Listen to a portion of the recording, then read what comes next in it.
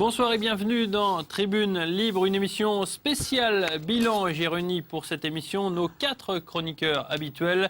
Laurent Gradel, bonsoir Laurent. Bonsoir. Bonsoir Carlos. Bonsoir. Bonsoir Alex Di Rocco. Bonsoir. Bonsoir Rafik Mezrich. Messieurs, autour de cette table réunis donc pour faire le bilan d'une saison moyenne, on va dire, une saison 2010-2011. Laurent, vous êtes d'accord ?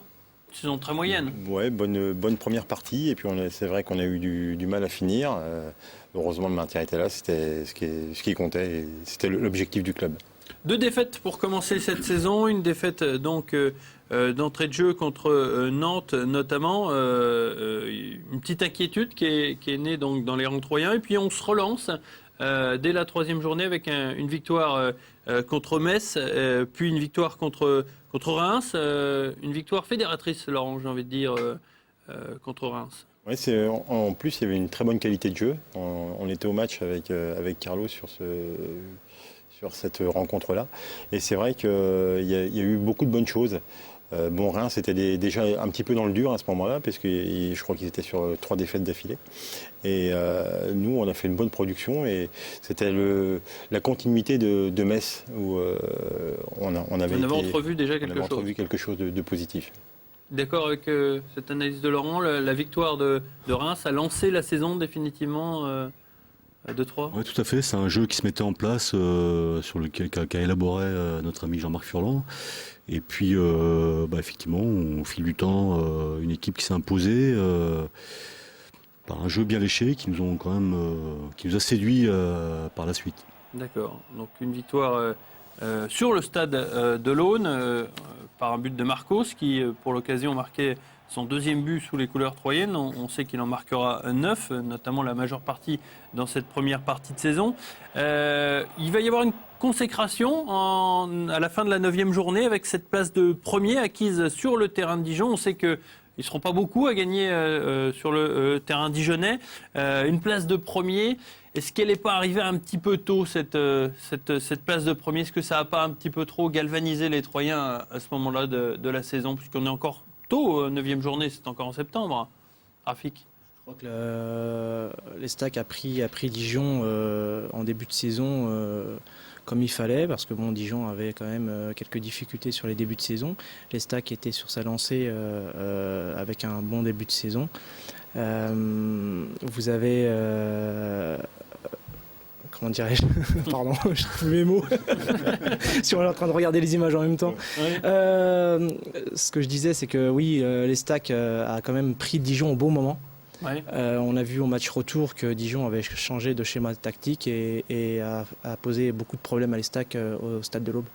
Donc pour moi, je reste persuadé que l'Estac a fait un bon début de saison avec des difficultés à la fin. Ouais, c'est le point de départ, pourtant, ce match contre Dijon, c'est le point de départ d'une longue série de matchs sans victoire.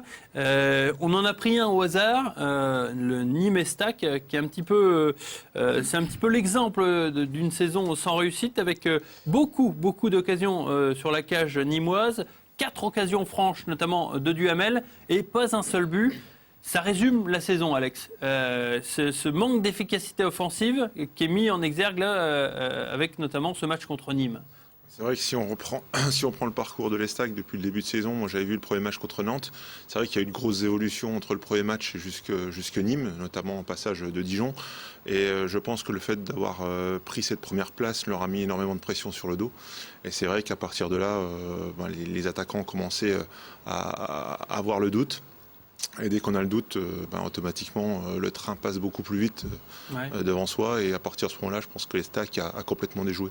Ouais, notamment Duhamel, qu'on attendait un petit peu au tournant. Finalement, il a marqué qu'un seul but pour l'Estac lors de cette première partie de saison. Surpris Moi, je reviens toujours à cette histoire de pression, parce que c'est vrai que, comme tu viens de le dire, on attendait Marcos, Duhamel, Untel, Pierre, Paul Jacques. Et puis, en fin de compte, on attendait beaucoup de tout le monde. Et c'est ce qui, pour moi, a créé un petit peu la mauvaise deuxième partie de saison. Ouais. C'est qu'on attendait peut-être un peu trop individuellement plutôt que collectivement. Pourtant, l'Estac avait des possibilités. On va le voir lors de ce match contre le Havre. Alors, c'est vraiment l'exemple type, ce match contre le Havre, parce que l'Estac archi-domine cette rencontre, Laurent. Des occasions en pagaille, je crois que c'était 14 occasions, toutes plus ou moins franches, et pas un seul but. Le gardien du Havre a fait le match de sa vie, il faut bien le dire. Mais honnêtement, sur les 14 occasions, on doit en mettre une. Ouais, c'est vrai, mais c'est ce qui résume. On commençait à avoir un petit peu cette période de doute au niveau des attaquants. Mais là, bon, sur ce match-là, Placide a été extraordinaire. Hein. Il a fait quand même des arrêts de grande classe. On était quand même contre une équipe aussi du Havre qui était un petit peu dans les 3-4 premiers. Ouais. Bon, on s'aperçoit qu'il y a quand même un gros déchet au niveau de la finition. Quoi. Ouais. C'est criant sur les images. Quoi. Problème récurrent que l'on rencontrera tout au long de la saison. C'est pas seulement dû à Placide, c'est les Troyens. C'est pas dû à Placide. Bon, pour revenir à Mathieu Duhamel, je pense qu'au niveau tactique, il n'était pas tout à fait dans son schéma de jeu. On s'aperçoit que quand il arrivait à Metz, il était tout seul devant. Il avait énormément d'espace. Donc c'est-à-dire qu'il avait pratiquement tous les ballons qui étaient pour lui. C'est un garçon qui se dépense beaucoup sur tout le front de l'attaque. Et là, sur un jeu un peu plus léché, un peu plus technique, qui demande des déplacements, des courses assez courtes, comme peut le préconiser Jean-Marc Furlan, il était un peu plus en difficulté. Ouais. Et c'est vrai que là-dessus, sur des courses beaucoup moins longues, où on s'est aperçu que Marcos était terriblement efficace. Ouais. Mais il a marqué 9 buts, ce garçon, Carlos.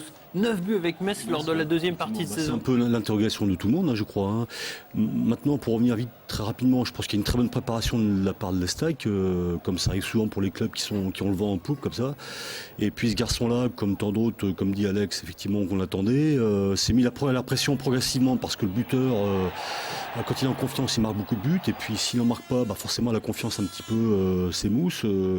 Donc, et puis moi, je pense aussi que le jeu, à ce moment-là, troyen pratiquait un jeu très court. Et ce garçon du Hamel, à mon avis, est amoureux des ballons en profondeur, qu'il a eu par moments, mais certains matchs, on doit dire qu'il se démarquait très bien, puis que parfois le ballon ne lui arrivait pas non plus dans de bonnes conditions, ou au bon moment, puisque c'est un garçon qui aime bien jouer à la limite des hors-jeux, comme souvent beaucoup d'attaquants aujourd'hui. Donc quand ces ballons ne sont pas donnés au bon moment, forcément, soit ils sont hors-jeu, soit, mais bon, on a vu à travers les images qui s'est quand même présenté quelques fois seul devant le gardien. Après, effectivement, il l'adresse. Ouais. Mais quand on marque pas, les attaquants ici présents sur le plateau peuvent confirmer ça. C'est qu'on perd en potentielle confiance. Et puis après, voilà, on est moins bien, quoi.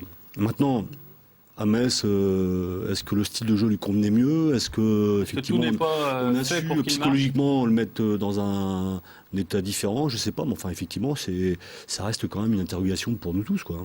Rafik, l'une des grosses satisfactions de cette première moitié de saison, ça a été Stéphane Drouin, parce qu'il a re-signé après quelques matchs joués. On s'interrogeait franchement sur le niveau de Drouin, qui avait résilié son contrat avec Vannes, et avait quelques petits problèmes physiques. Il signe à 3, et puis un petit peu avec surprise, on découvre qu'il a un niveau assez extraordinaire quand même. Disons qu'il a amélioré son niveau à force de jouer, en prenant de l'expérience sur les matchs. Il a accumulé les matchs et puis pris un capital confiance. Donc c'était quand même un bon défenseur de l'Estac. Je voulais revenir par rapport à ce que disait Carlos.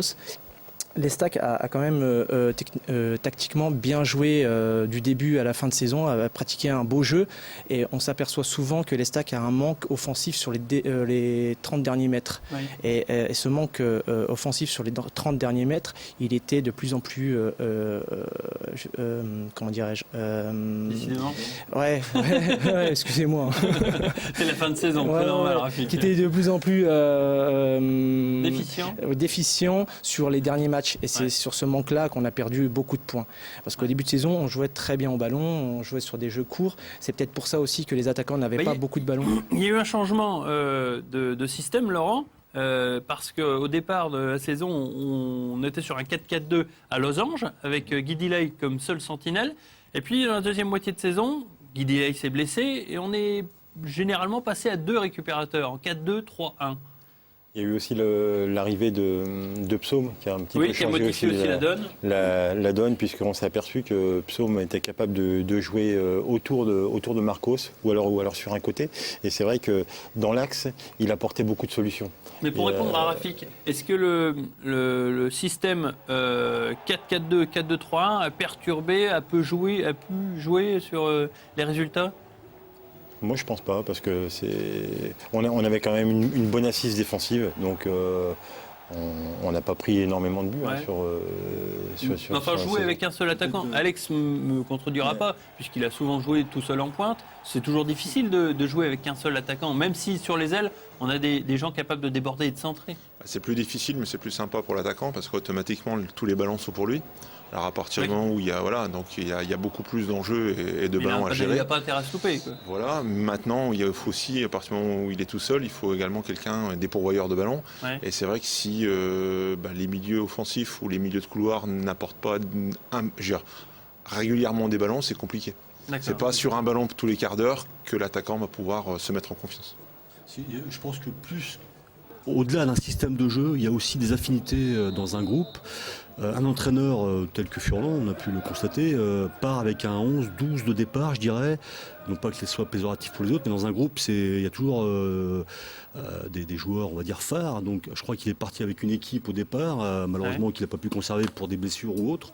Et je crois que ça aussi, à un moment, effectivement, la sortie de Goudillet, il y a un peu, quelque part, déstabilisé ce groupe. Mais encore une fois, c'est un problème d'affinité entre joueurs. Il y a des sensations sur le terrain que parfois d'autres ont du mal ou mettent plus de temps à sentir ou à mettre en place, quoi. Donc, D'accord. voilà.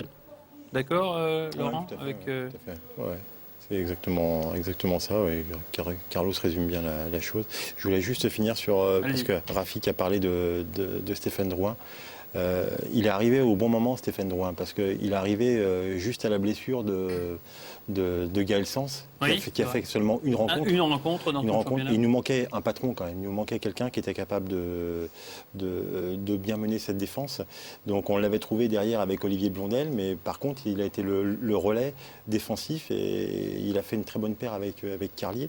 Et peut-être ça l'a aidé aussi à hausser son niveau de jeu. D'accord. Messieurs, mais on termine cette émission, elle est déjà terminée. On se réserve pour la deuxième partie de saison. Pour l'instant, cette émission, première partie de saison, est terminée. Je vous donne rendez-vous la semaine prochaine pour la deuxième partie de saison, le bilan numéro 2. À très bientôt. Au revoir.